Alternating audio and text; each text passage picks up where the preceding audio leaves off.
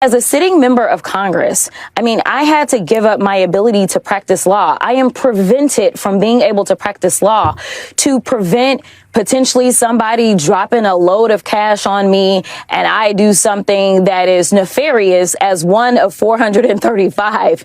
And now we're talking about a guy who literally gets government contracts from the United States and has not had to divest, has not had to, I mean, it is really awful. And I know right now people are asking whether or not their IRS refund checks are going to be affected. We don't know if this is more DEI. Are you going to say if it's somebody that's a person of color? Donald Trump's presidency has been an absolute disaster, but you don't even need me to tell you that it's been so bad that even the folks at the Fox propaganda outlet are letting their audience know that Donald Trump has been a failure. He's broken his promises. And remember, those grocery prices he said were going down. No, they're going up, all because of his terrible trade war. And of course, that is making Donald Trump furious, because anytime Fox says anything that isn't complete praise of him, he loses his mind. And that is what he is doing, going after the man at the top of it all. And we are going to get into that. But before we do, if I can quickly ask you to leave a like on this video.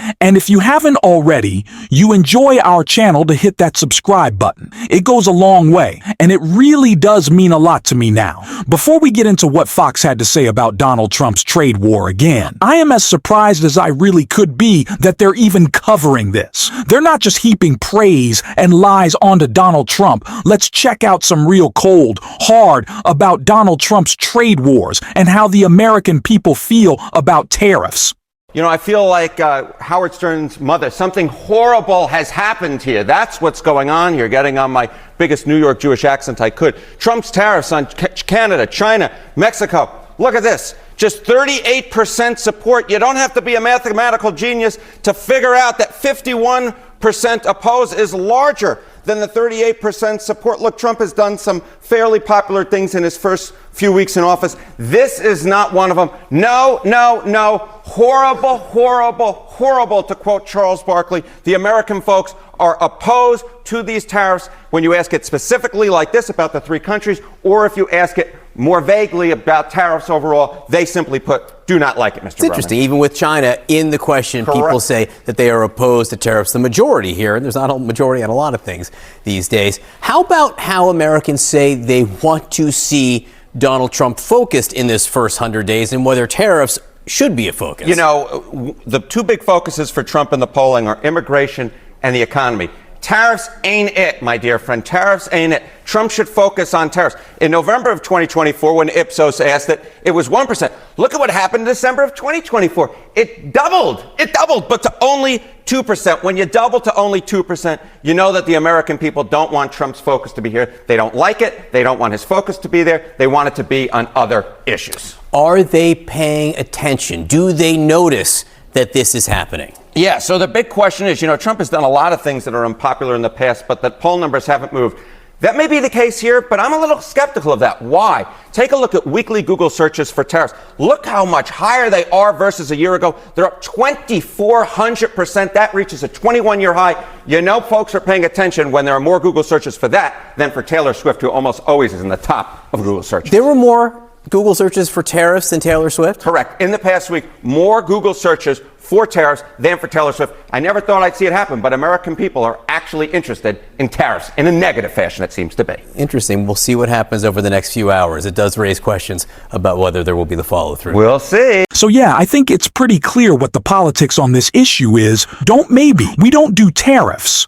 Maybe we don't raise the price of everything by 25 to 50%. Maybe we don't economies, like full state economies.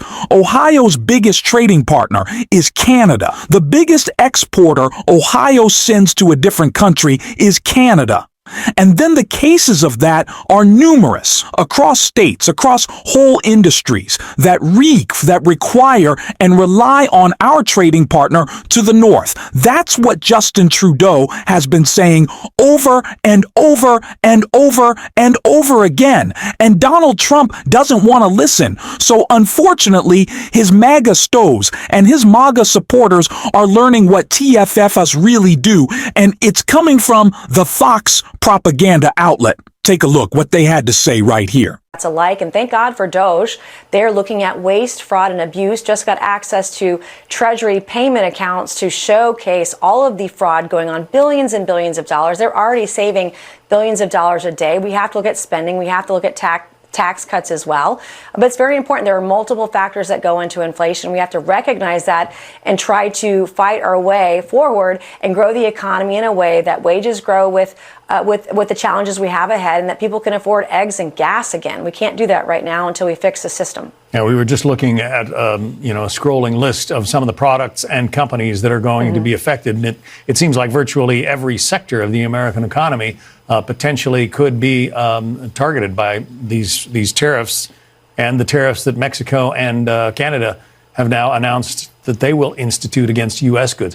It is nice to see a bit of this truth about how things are going to get more expensive because of Donald Trump on Fox, but I'm constantly reminded of how these stories were never told. No one in the mainstream media wanted to talk about Donald Trump's tear-off plan when it was all he wanted to talk about. No one ever talked about. No one ever said. There was no study. There was no report. There was no anything about how Donald Trump would make your life more expensive, when that seemed to be the number one issue that pundit wanted to talk about. Was the economy, was rising prices. No one ever brought this up, and now they want to cover it. Just really shows the failures of the mainstream media. But of course, Donald Trump was not happy with that reporting. He wasn't also happy with another one, our companies, the Wall Street Journal, and he went after them in an angry tantrum. Let's check it out. Right here, Trump wrote anyone that's against tariffs, including the fake news, Wall Street Journal, and hedge funds, is only against them. Because these people or entities are controlled by China or other foreign or domestic companies. Anybody that loves and believes in the United States of America is in favor of tariffs. They should have never ended in favor of the income tax system. In 1913, the response to tariffs has been fantastic. The response to tariffs has not been fantastic. Donald, it's in fact been very bad. And you know that my favorite thing about this whole tariff experiment, about all the tariff talk, is when Trump said we're doing 25% tariffs on Mexico and Canada. But maybe we'll make that Canadian oil, the Canadian energy, we'll make it 10%. Let's lower it a little bit. They don't raise prices, these tariffs, according to Donald Trump, but Trump knows that people look at the price of gas, and he loves talking about gas prices. And if you slap a big tariff on that Canadian oil, Donald, what's going to happen? Say it with me. Price is going to go up, admitting to it in his own plan. And again, he actually has admitted to it, saying that there might be a little temporary pain. So Donald, you're against TERS. You know they're bad. And the whole, you're controlled by China thing, your control, come on.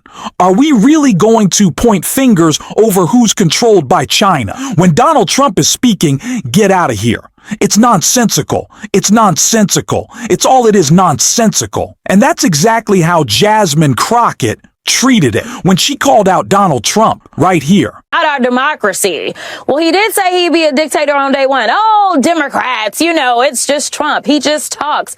Well, let me tell you something. He is doing more than talking. We talked about Project 2025. We talked about the consolidation of power. We talked about how he wanted to be a king. We talked about in a democratic republic, that is not what it is. We have some sort of checks and balances, and he is doing everything that he can to get rid of those checks and balances. The DOJ and the people that he's going after were simply doing their jobs. The problem is that Americans thought that it was okay to take a full-fledged criminal and make him the president of the United States, and then they want to act aghast when he does criminal things. Let me tell you, we have a thug in charge of the United States, and if we don't wake up, we may not have a United States, because right now he has only been successful in being a divider in chief. As a sitting member of Congress, I mean, I had to give up my ability to practice law. I am prevented from being able to practice law to prevent potentially somebody dropping a load of cash on me and I do something that is nefarious as one of 435.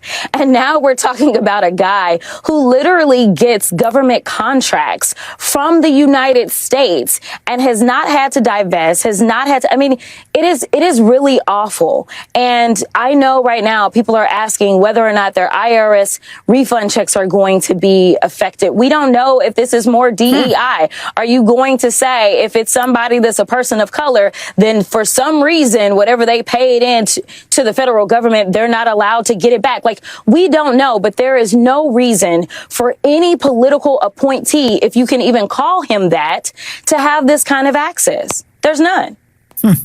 Let's get to what you'll be doing serving on this committee. It's led by Congressman Marjorie Taylor Greene to provide oversight to DOJ's efforts.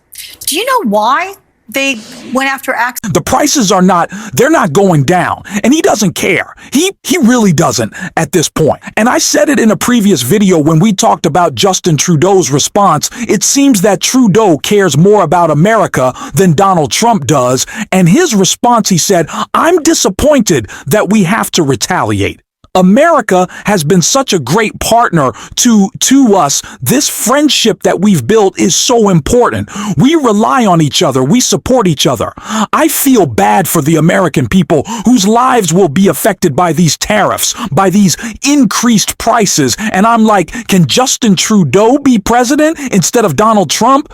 It's like he really seems to care about us. And Trump's like, you're going to feel some pain. But in the meantime, Elon's getting another multi-billion-dollar tax cut. Does that make it better? It's crazy. But like, actually listen to you to say, I want to speak directly to Americans, our closest friends and neighbors. This is a choice that, yes, will harm Canadians, but beyond that, it will have real consequences for you, the American people. As I have consistently said, tariffs against Canada will put your jobs at risk, potentially shutting down American auto assembly plants and other manufacturing facilities. They will raise costs for you, including food at the grocery stores and gas at the pump. They will impede your access to an affordable supply of vital goods crucial for U.S. security, such as nickel, potash, uranium, steel, and aluminum. They will violate the free trade agreement that the President and I, along with our Mexican partner, negotiated and signed a few years ago. Together, we've built the most successful economic, military, and security partnership the world has ever seen. A relationship that has been the envy of the world. Yes, we've had our differences in the past, but we've always found a way to get past them.